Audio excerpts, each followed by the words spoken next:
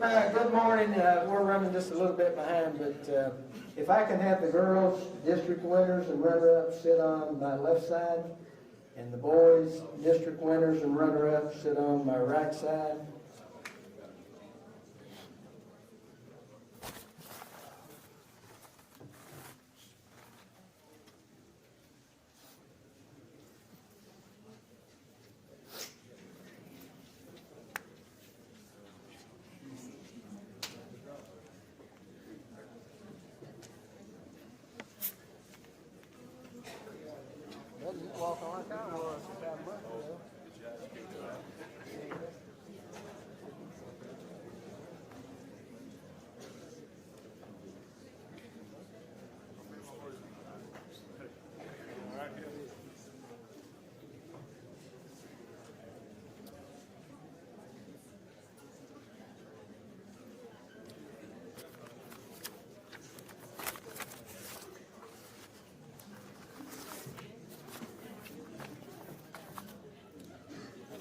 Before we get started, I'm going to have Mr. Crum come up and just talk a little bit about the super region, about how it all works and how the play-in games work and all that, so everybody has an idea. I get questioned all the time, how does this super region work? And once you see it, it kind of falls into place. But somebody trying to explain to you is a little bit different. But Mr. Noel Crum, Chairman of the 15th Region Policy Board.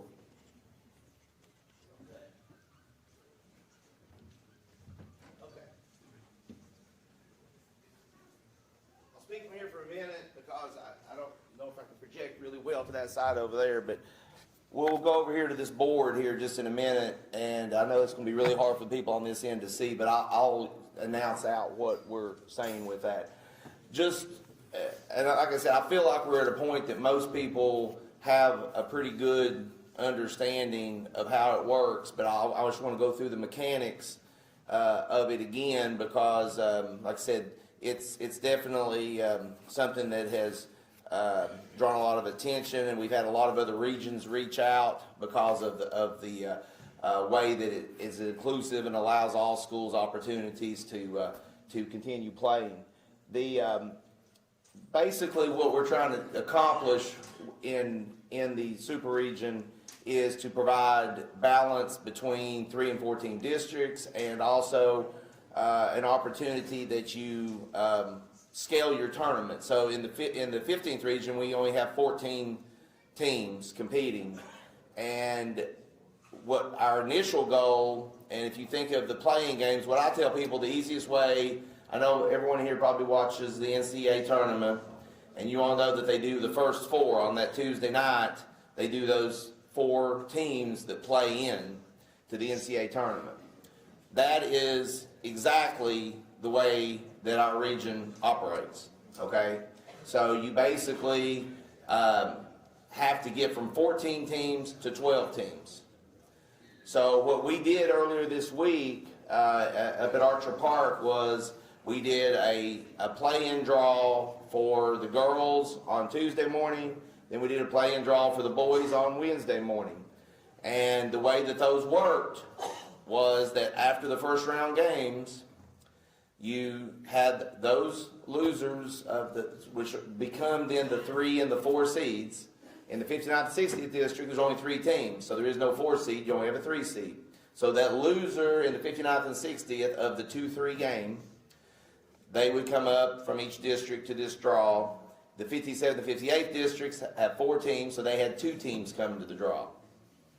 The 4-3 seeds were the ones that got to draw. Just like today, the district champions will be the ones that will draw into the 1, 3, 5, and 7 slots. At the play-in draw for the super region, your 4-3 seeds are the ones that got to draw. In the bucket that they drew from was 2 byes and the 2 4 seeds, the 57 and the 58 4 seed. So from that draw, if you drew a bye, you automatically advance to the round of 12. If you did not draw a bye, then that means you had to play either the 57th 4 seed or the 58th 4 seed. Okay, so we did have a couple of different things happened this year that statistically it's a 50-50 shot. You know, when you go in there to draw, every team has a 50% chance of drawing a bye or drawing a game.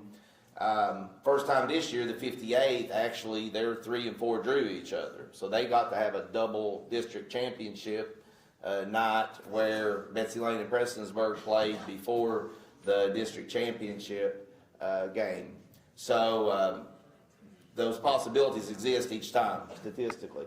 So what I'm going to do is I'm going to go over here and go through this so that you can understand.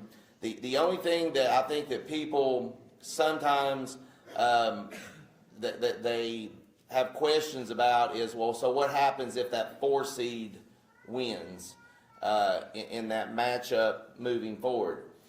So the way we will do the bracketing today, the 3 seeds that are now populated with this bracket, they do not draw, okay? They are placed into the bracket. So as you all know right now, the district winners, just like every other region in the state of Kentucky, those district winners will draw into the 1, the 3, the 5, and the 7 slot.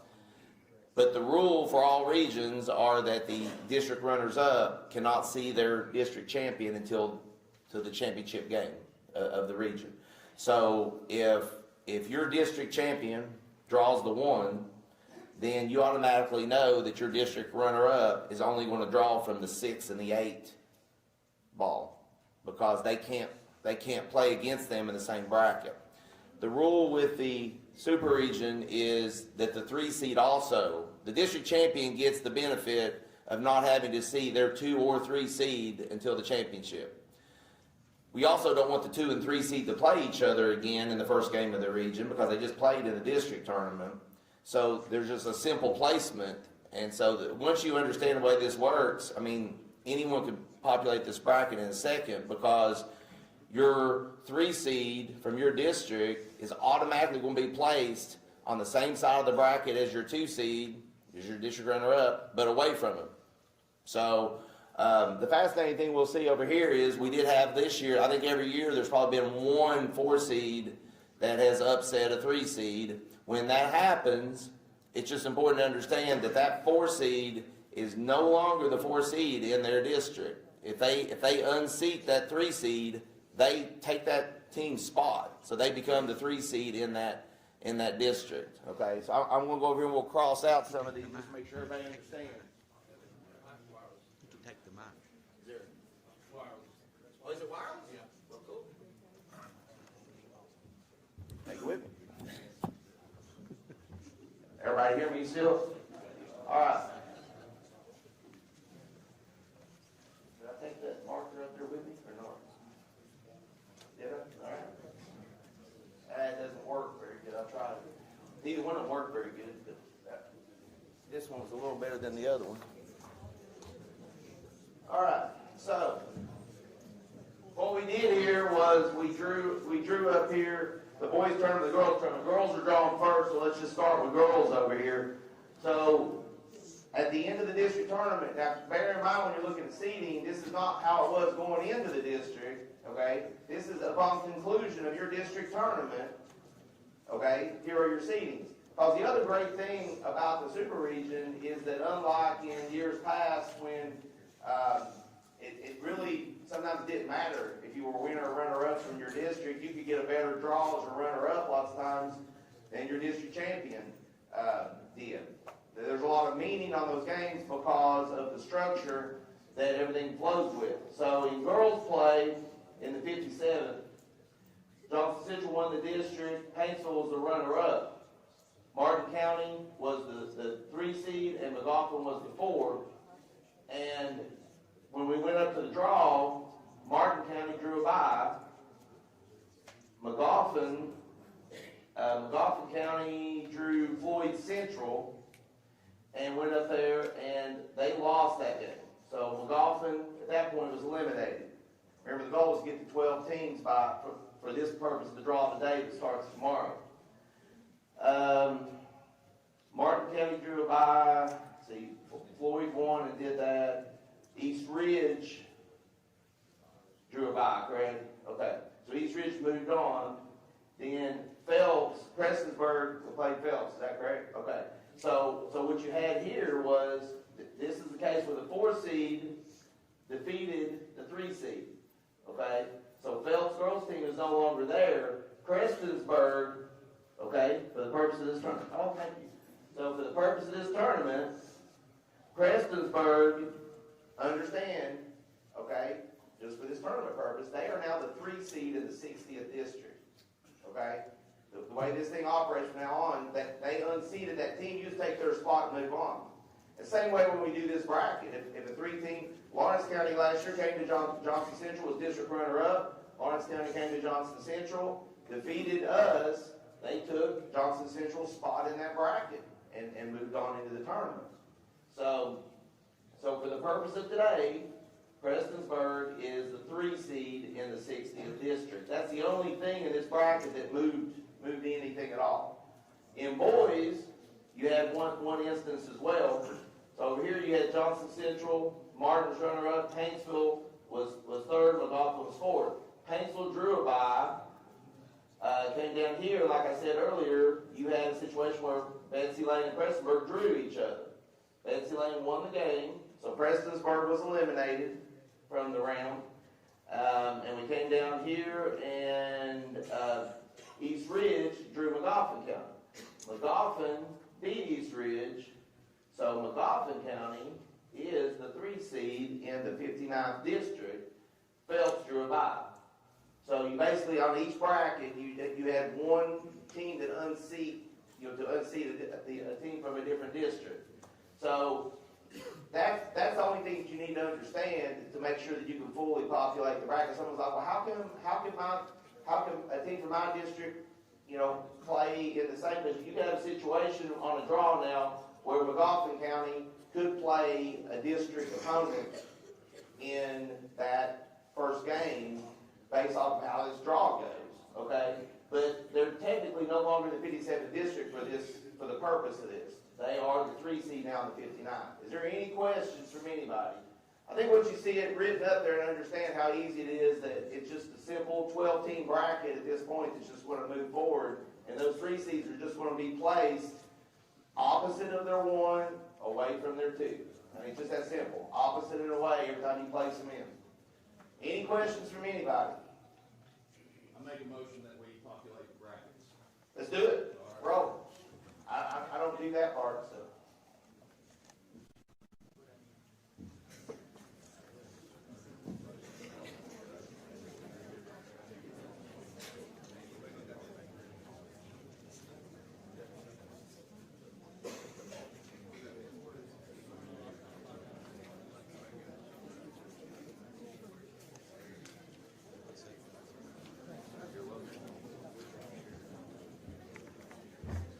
Thank you, Mr. Crum. Right now, I'd like to have the general manager from the Appalachian Wireless Arena come up, Mr. Larry Miller.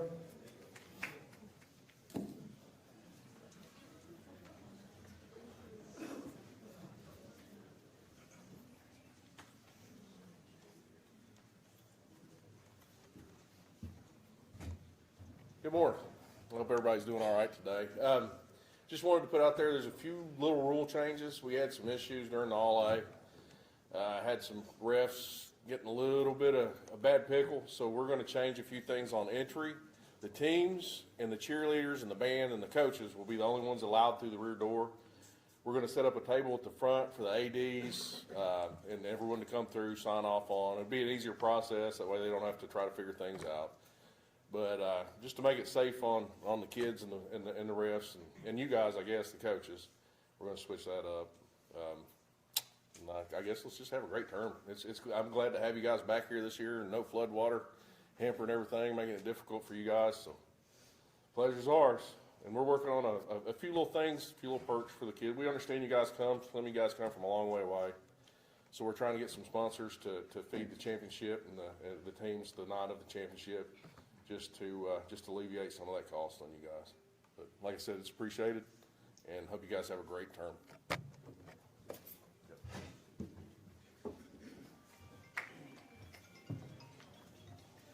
Thank you, Larry, and we greatly appreciate the hospitality that you all do for us.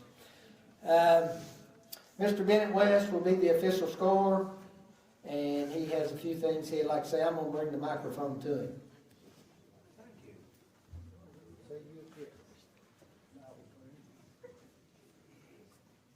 Okay, as always, it's great being able to do this again. As you can tell, I'm getting somewhat feeble, but I'm 76 years old and time may be starting to run out on doing this, but it's an honor to get to do it again this year.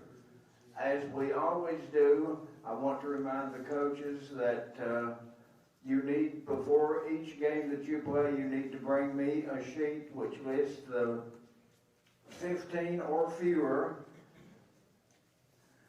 My buddy Tommy's up there listening to me. He and I have had a running joke over this for many years. I tell him there's 15 lines on that scorebook for a reason. Mark your starters, and please give me first and last names.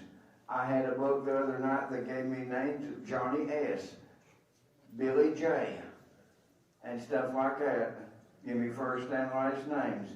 Now, the winners of each night, I will keep your sheets from that night, from the night that you won. And the second game you play, all you have to do is come to me and tell me if there is a change.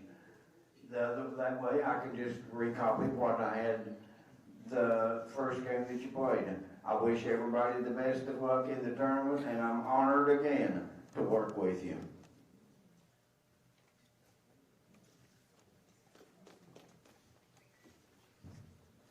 Thank you, Mr. West, and as always, it's a pleasure to have you. We have 3 sponsors this year for the tournament. We have Community Trust Bank, Appalachian Wireless, and Gerhardt Communications. Mr. King said that he didn't want to speak, but I'm going to have Mr. Heath Wiley from Gerhardt Communications come up and say a few things.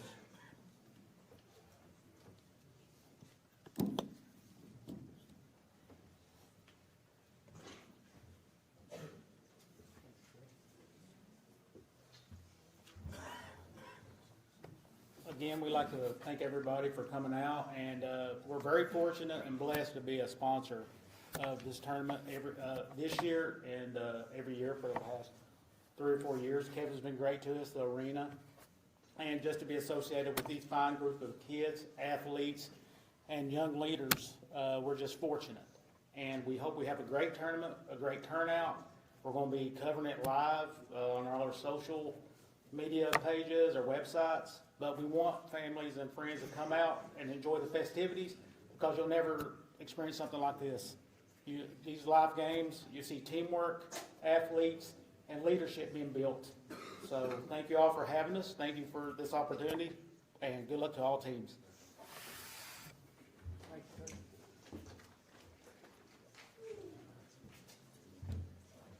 And besides streaming it live, they also stream it to the NFHS network, so it goes out nationwide. So our tournament is probably one of the few that gets put on the NFHS nationwide during this time of year.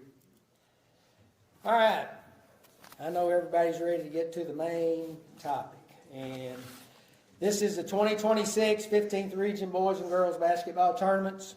And as I said, they are being presented by Community Trust Bank, Gerhardt Communications, and Appalachian Wireless. And the host is here at the Appalachian Wireless Arena. The dates will be March 2nd through March the 9th, which is Monday through Monday. This year's tournament is being hosted by the 57th District Schools, which means the 58th District will draw first during the draw, the 59th, then the 60th, then the 57th will get the last ball left. My name is Kevin Garris. I'm the tournament manager. My cell phone number is 606-422-6565. If you need to call or have any questions about anything, you may get in contact with me or text. The 15th Region Policy Board, made up of principals and athletic directors, is responsible for the adoption of the Appalachian Wireless Arena as the venue for the tournament.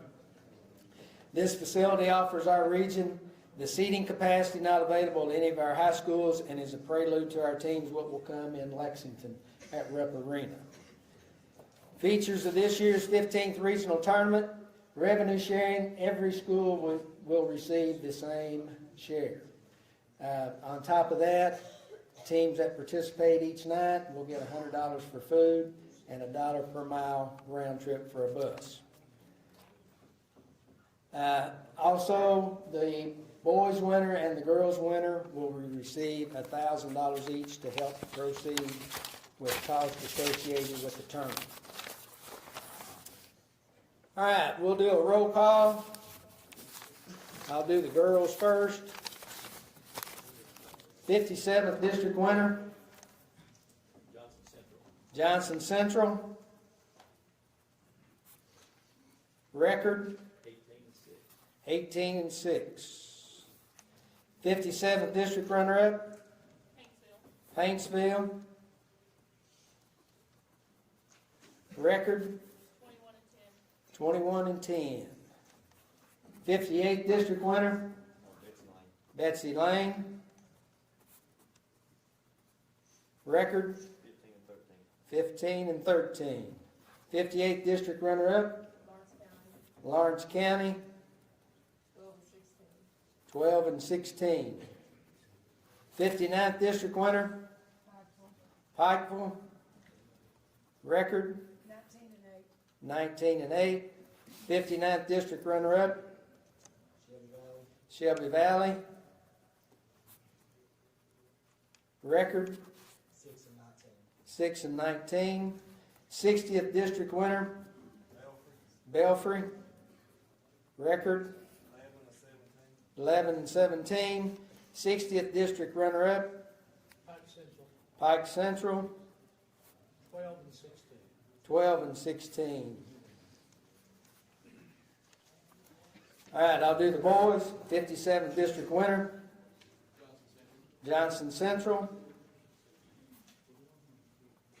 Record, 25-5.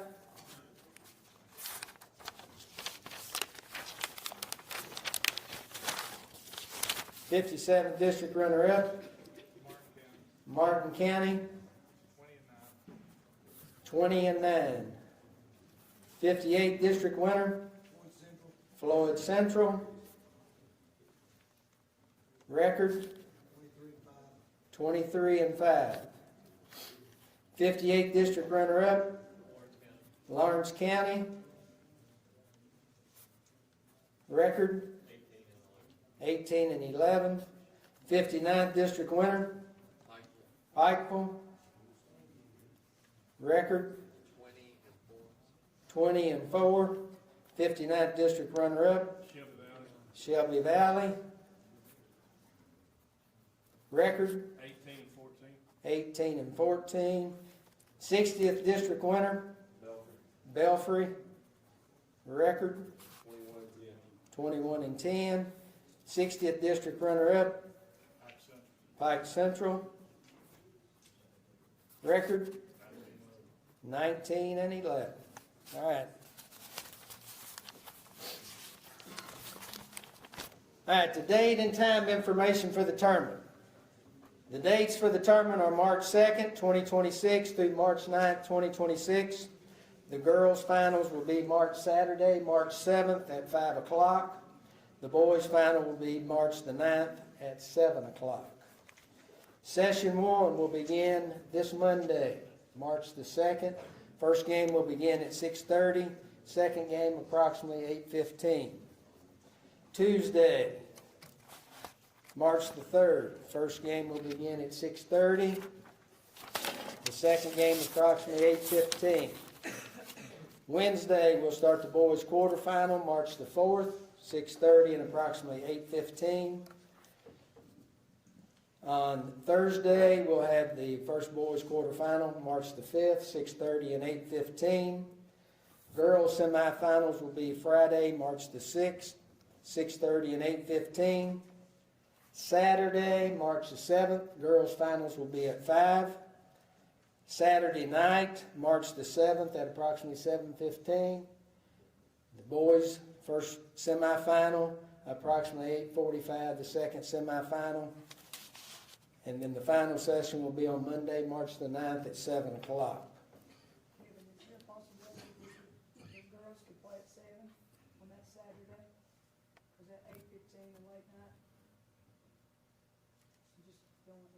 Well, what we've tried to do is finish your all's tournament first to give you time to celebrate. And your all's tournament starting on Wednesday. I don't know the answer to that, but when we did win it, we got home at 11 that night, turned around, had breakfast, watched a little And film. turned around and played. Came back on a bus. It was the hardest 2 days for us. I don't know the answer to fixing that, though. It is hard when you're that. And I understand that. Yeah.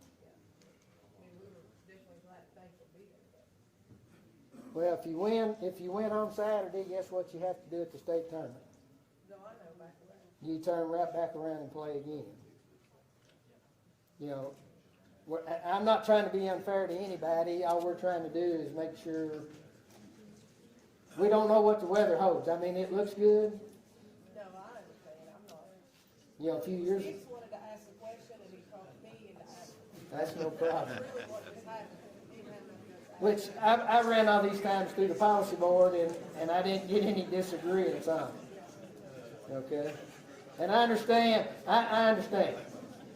And we're trying to get people here for your all's games as well.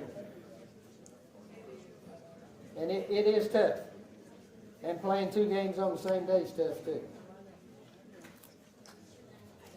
All right, the officiating crews will be assigned out of the 13th region. The public address will be Vernon White, the official scorer Bennett West, the clock operator will be PD Hunt. Security, the Appalachian Wireless Arena provides security as well as the city police will have people here. The city of Pikeville also provides an ambulance and 2 EMTs on call during the whole tournament at no cost to us.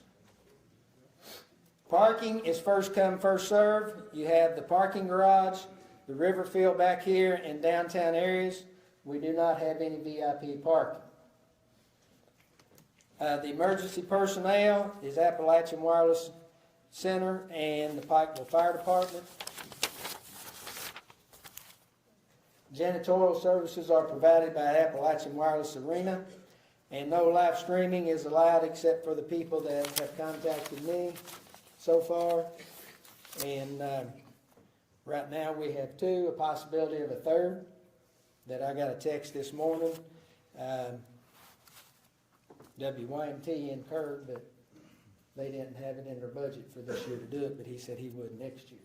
So that was a possibility of 4. The game ball is the Spalding brand as adopted by the KHSAA. We will not provide any basketballs for warm-up, so teams, please bring your own basketballs. And I will say that again. Please bring your own basketballs for warm-ups. Admission. Tickets may be purchased through Ticketmaster or at the Appalachian Wireless ticket office. What time do y'all open, Larry? 11 o'clock every day. And what we've done in the past, if you want to bring a group of students, let them off. You go up to the window, tell them you need 75 or 80 tickets. You get those 75 or 80 tickets, you go back and hand it to your students, they walk through the door. You can bring a check that day, or you can bring a check when you come back. Or if you don't come back, you can send a check here. But we try to make that available so you can get your students in as quick as possible. Or if you want to come pre-purchase them that day, you can do that. Ticket prices for adults will be $10, and then there's a $2 service fee tacked on, so a total of $12. Student admission price is $5, and then the $2 service fee, so it's $7 for students. All seats are chairback, and as I said, schools can purchase tickets in advance or after the night of their game if you win. You can go to the box office and purchase more tickets for your next game.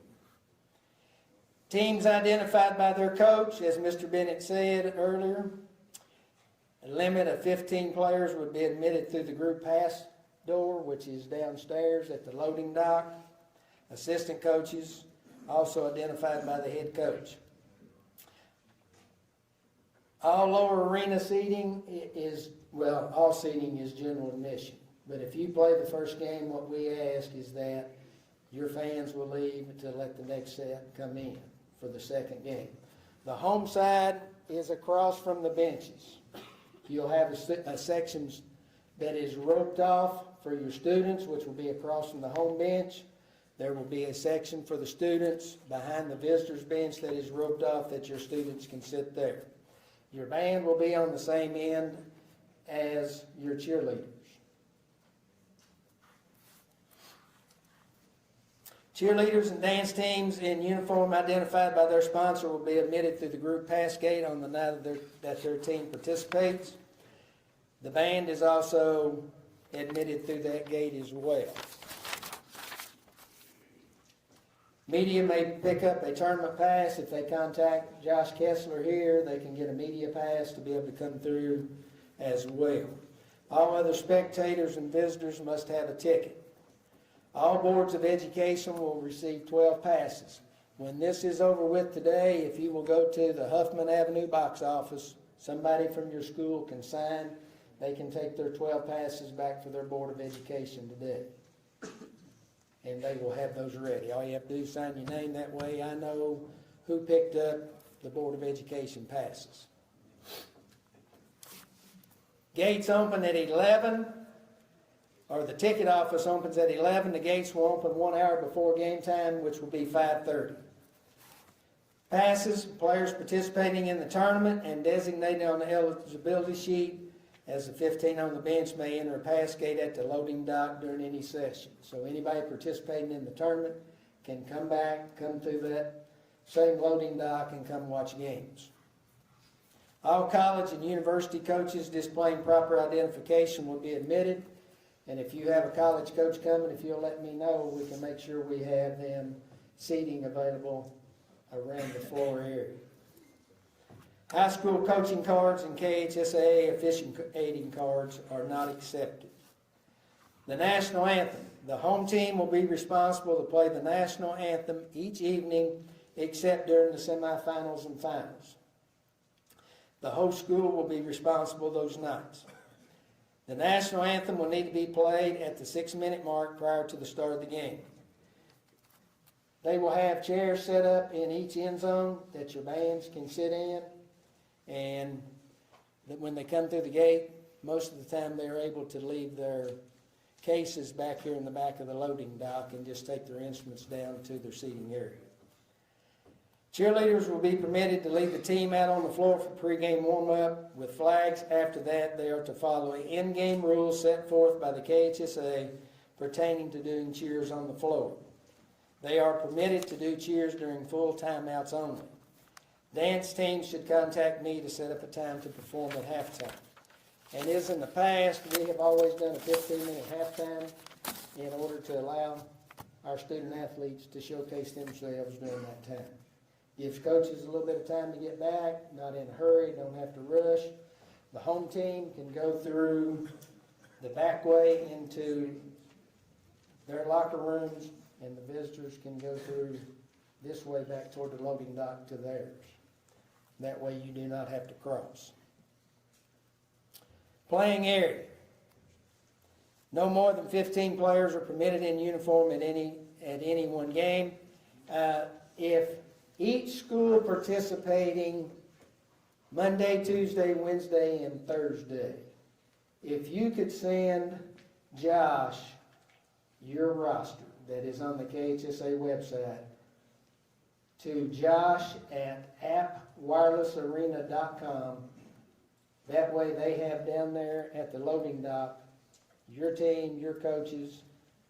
It's got your superintendent on it. It has your AD on it. They can get it to the people at the back door and at the pass gate where they're going to have you come through.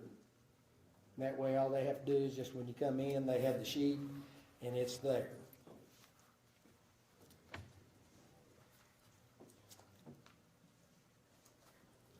Press passes. As I said earlier, the media should contact Josh as well here to get a media pass. Weather. If inclement weather becomes a factor, I will notify all participating schools and media the decision concerning cancellation of the games at least 4 hours if possible. If imminent weather becomes a problem and it looks like it's unsafe for people to travel, it may be at any time. And we've had that happen a couple times. But the weather forecast so far looks good on our long range. All buses will be parked per instructions of the parking attendant at the loading dock area. Team, cheerleading, and band buses will be parked in the loading dock, where the team and bus driver will enter through the pass gate. Pep buses can unload out front of the arena and park in the loading dock or available areas. All schools will share in the cost of repairing damages to spectator vandalism. Damages caused by fans of students of a particular school will be assessed to that school, provided there is sufficient evidence to determine the guilty parties. And there is constant surveillance in the arena. The following activities and items are banned due to problems they have created at past tournaments: signs of any kind, throwing objects onto the playing floor, no confetti, no tunnels, no silly strings, and no artificial noisemakers. And that's for cheerleaders as well. They cannot have megaphones. The following items are not permitted in the arena: weapons of any type, animals except service animals, umbrellas, strollers, backpacks, large bags, outside food or drink, cans or bottles, tobacco products except in the designated area. Trophies: winner and run-up trophies for boys and girls, winner and runner-up individual award for team members. We will have an all-tournament team, which will be voted on by the media, that covers the entire tournament. You'll have 1 member from a quarterfinalist, 2 from semifinalist, 3 for a finalist, 4 for the winner, and the MVP from the winner. Yes. As in the past, is that you can still bring a cooler if you want to bring water, Gatorade in, take it to the locker room, you can still do that. Just leave it sealed up, that way nobody messes with you, there'll be ice on it and everything. Also, with the pep sessions at school, if you guys will get us a number in advance, we'll have those tickets waiting for you at the box office, that way it'll simplify everything, you just stop by and pay us, we'll hand them right over to you. It'll speed up the process and make it a lot easier for you guys. Just email me or John, and you got it. And Larry's email is larry@wirelessarena.com as well. And now I know this is what everybody's been waiting on.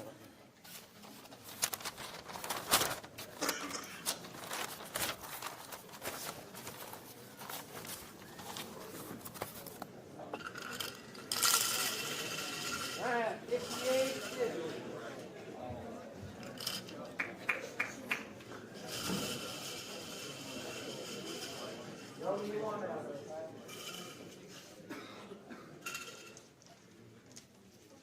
Betsy Lane, 3.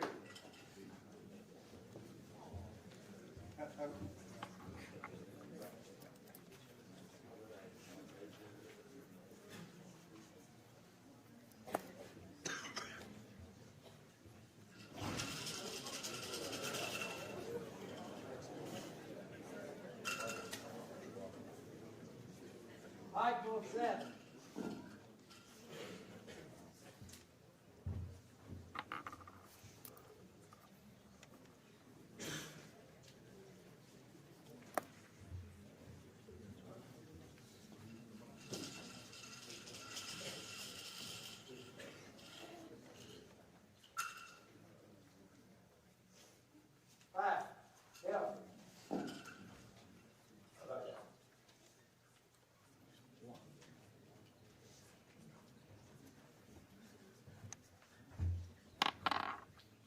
Johnson Central, 1.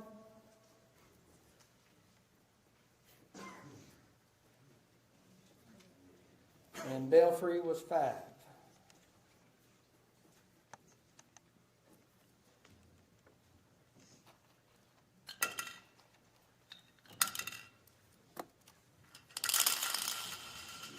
All right, we'll draw 2 and 4 will be the 59th runner-up. Will be 2 and 4.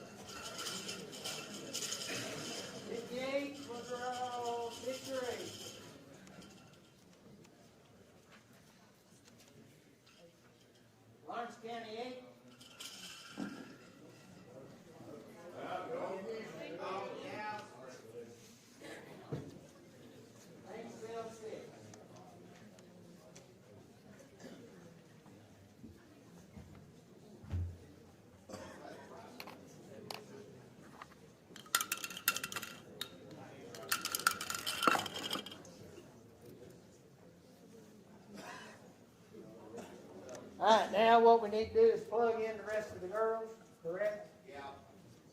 Okay. Hang on, I'll bring you the microphone.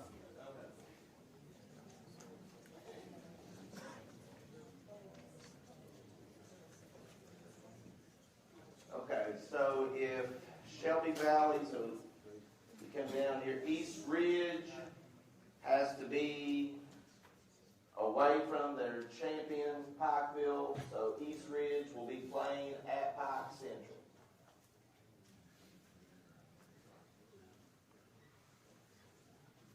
Okay? And then Martin County has to be opposite of Paintsville, so Martin County has to play Lawrence.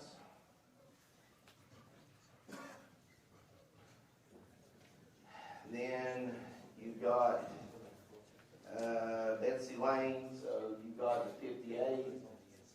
Floyd Central has to be opposite of the champion Betsy Lane. That means Floyd Central has to play at Paintsville.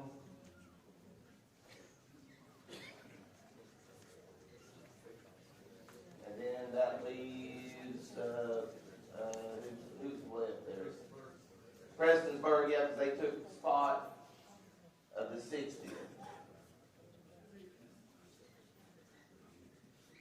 So that's your populated bracket. And then what we'll have to do once we get done is arrange times, because some of you have a boys and girls team that could both be playing that day, so we'll work on that once we get the brackets completely populated. Here, let me delete a little bit.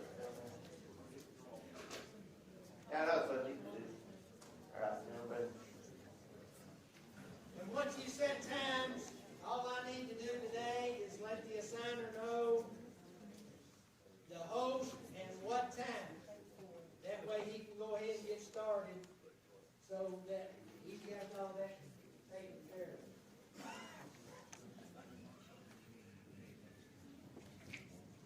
Are we good? All right, let's move on to the boys.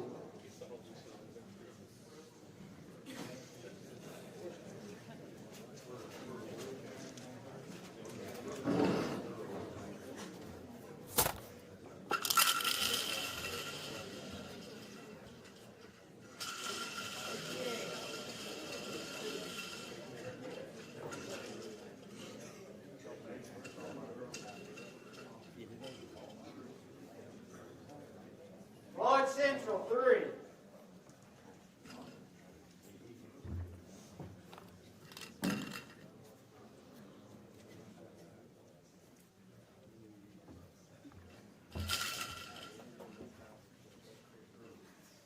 Pikeville,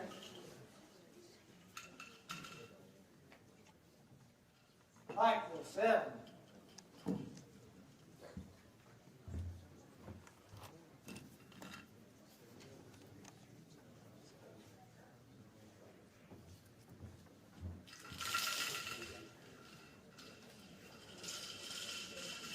Belfry,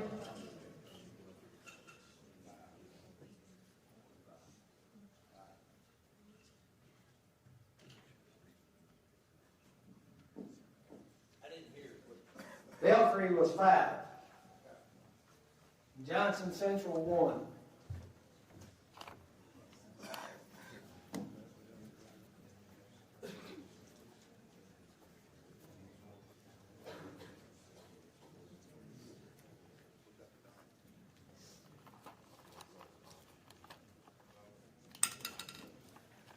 It kind of worked out the same way, didn't it? 59, 2 4. 2 4.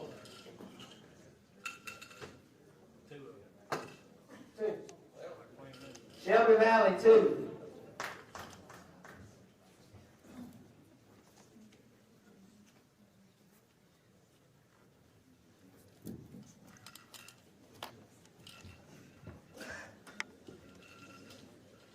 I'll make it official and roll yours out of there.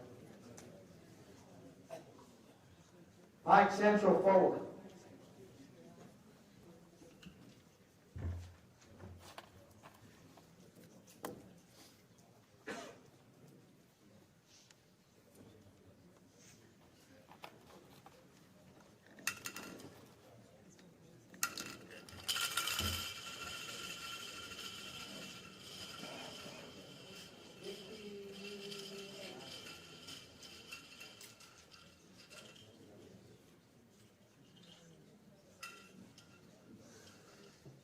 Lawrence County 8.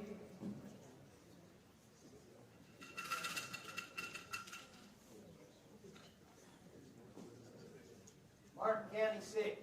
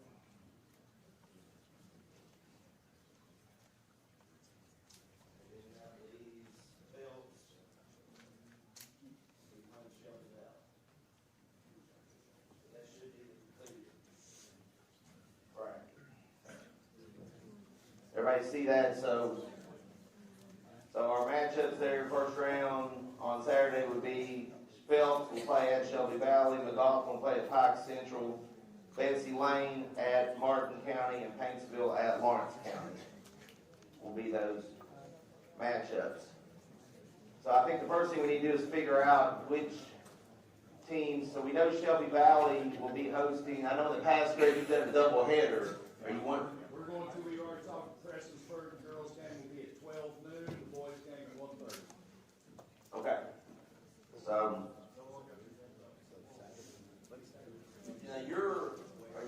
you're home and the road though, so yours, we gotta make sure we space.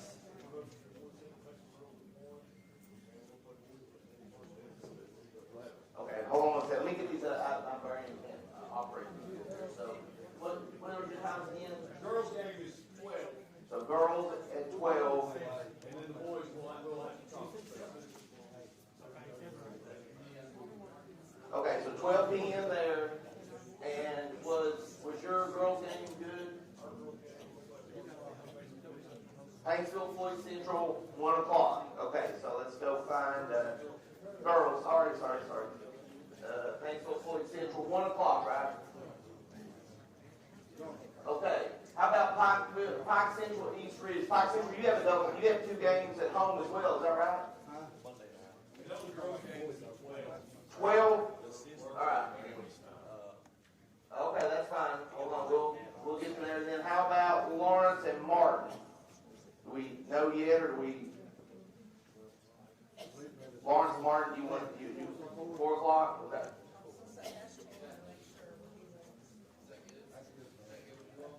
Because Martin only has 1 game, so it doesn't, right? Okay. So, all right. So girls are set then, 12, 12, 1, 4 on those times. We can get there. I'll get out of your way there. Okay. So let's put it down here below. 6 p.m. Lawrence Banksville. We've got Martin County, Betsy Lane. Does Betsy Lane have 2 games that day or not? They don't. They won that day. So that's 7:30 or 8, JJ said.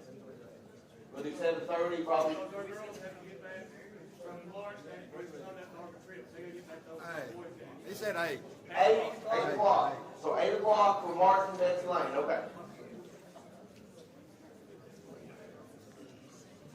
Okay, we got 6, 8, Pike Central, McGough. I know Pike Central has a doubleheader. This is McGough's only game. So, do we know yet on that, or do you all need to? 6 o'clock for that. And that just leaves the Shelby Valley Phelps. Have you all figured that one out yet? Huh? Shelby Valley Phelps. I'm gonna, let me confer with my coach. Oh, okay, you're good. You're good. All right.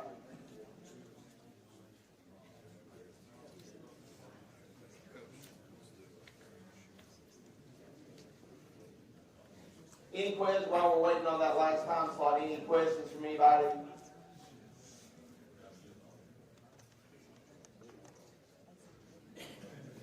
Not too often the bracket was identical. Every single thing was identical. It's crazy.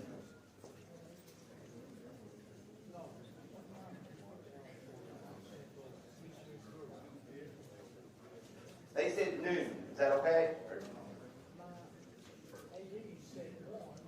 Oh, okay. So one, you're the host school. I mean, that's East Ridge's only game. He's playing. Yeah, that's fine. Yeah.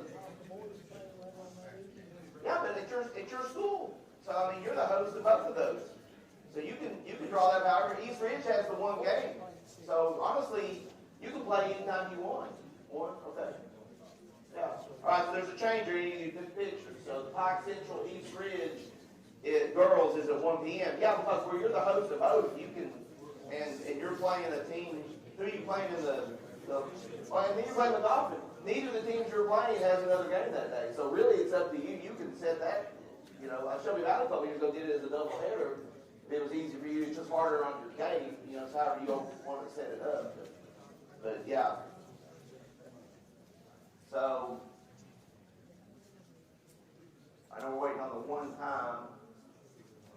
I think we've got everything else set up. And that's pretty good spacing. Should allow the officials, should work out pretty good, which I think they'll have a different crew for everyone probably, won't they? So.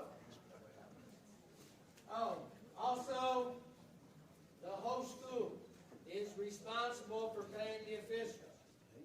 Yep. And it's a gate split, guys, if you remember how this voted on. So these Saturday games are a gate split between you and your opponent on that day. After your expenses, you take all your expenses out first. Just like you would, you know, sort of like a football playoff game, basically. You would take expenses out and do that. And you also have to follow the same pricing structure, 10 for adults, 5 for students. 10 and 5. No $2 fee, right? No. Also, these are regional games. 110 per official, and the KHSA has set a policy. If official drives, hopefully they're all right together.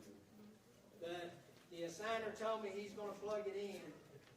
If they drive over 100 miles one way, there's a $30 fee added on for fuel. So it could be, you might have one official get 140 and two 110.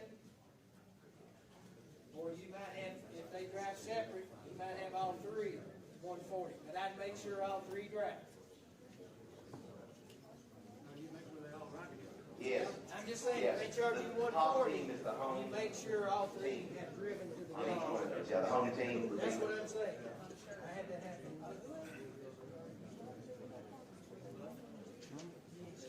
So, and where are our 15th region officials going this year? 13, so it's just a flip-flop. Okay, so we did get the last time, guys. 2:30 p.m. for the Shelby Valley Phelps girls game. So, boys, sorry. Shelby Valley Phelps boys game 2:30. So, one last recap. So in girls, Shelby Valley will be hosting the game at noon and at 2:30 at their place. Shelby Valley versus Princetonburg, Shelby Valley versus Phelps. Then Pike Central will also be having 2 games that day. It looks like they're having a 1 p.m. against East Ridge in girls and a 6 p.m. against McGoffin in boys. You're going to have Paintsville hosting Floyd Central at 1 p.m. And then you're going to have Martin County hosting Betsy Lane at 8 p.m. And then you are going to have Lawrence County hosting Martin County at 4. And then Lawrence County hosting Paintsville at 6. So I think. What's the expenses up to $500? What was allowed for expenses to be taken? It wasn't specified on the thing. I was just asked to use discretion. I mean, be real. I mean, it's a single game, so I mean, it's not like a tournament. I mean, where you would have a lot of security and parking fees and all that. I try to stick to your, if you have a PA announcer, if you have to pay your PA announcer, your scorekeeper, whatever those regular fees are. Just I think as long as it's realistic and not exorbitant, nobody's gonna. I thought we used the same. We did. We used prices off of what the expo, what you all paid here. That's what we did. Oh, is that what it was? Okay, I couldn't remember, Greg. All right, so he said use the expo prices, so do 12 you, and 7. so that's, no, not 12, instead he's talking about what you all pay the official scorekeeper for a game, what you do. We're not doing the $2 fees. Okay, so 10 and 5. Oh, you're talking about the gate prices. No, we were talking about expenses, Greg. It's 10 and 5 for sure. Yeah, 10 and 5 for your event. But on your fees, I think it's whatever you would normally pay those people to do that stuff. There was a limit of $300. What we did. You all had set a limit. $300 for the gate keeper and the scorekeeper. You cannot go above $300 for expenses. Yeah. And that's why we said. For PA, that for all of it, That covered everything. 300. That would be 300 for boys and 300 for girls. Yeah, gross in 2 games, right, but you gotta pay that scorekeeper and everything again. Okay. So a limit of $300 in expenses based off of what you pay your people to come in and work that game. Is there any other, because this last chance we'll all be together, any other questions from any of our coaches or ADs? Josh has the Board of Education tickets at Huffman box office. If you all will follow him, who's going to sign for your board passes, he'll take you to where you need to and sign. Thank you all. Great turnout. Let the games begin tomorrow, and I will see you all. Hang on 1 second. I'll see you. Hold on, there was one change here. That, just so that you know, I'm sorry, don't shoot the mess here. That Pike Central game does need to be at noon, back to noon, the girls. So Pike Central East Ridge is at 12 p.m. Sorry. So here's your final one, so you can take a picture. Yeah, the Pike Central East Ridge is noon now. That's the only change. So you might want to get a picture of those as you leave. That's your final brackets. We'll get those tomorrow.